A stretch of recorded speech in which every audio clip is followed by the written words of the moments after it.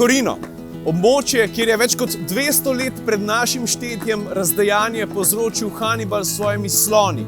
Torino je tudi četrto največje italijansko mesto, pa ne samo to, to je dom Fiata. 2006 so se tukaj zgodile olimpijske igre. Sodelovalo je več kot 2500 športnikov iz 80 držav. Olimpijski ogenj je prižgala Stefanija Belmondo. Slovenci pa tukaj žal nismo dobili nobene kolajne, smo pa zabeležili kup vidnejših uvrstitev. Med drugim 3 šesta mesta, Tadeja Brankovič, Teja Gregorin, Andreja Mali in Diana Grudiček so domov prinesle 6. mesto v biatlonski štafeti, Dejan Košir v deskanju na snegu in pa Petra Majdič pri teku na smučeh. Je pa Torino tudi mesto, ki se še kako zavzema za trajnostne rešitve. Svojo prvo zares jasno iniciativo so predstavili že leta 2011.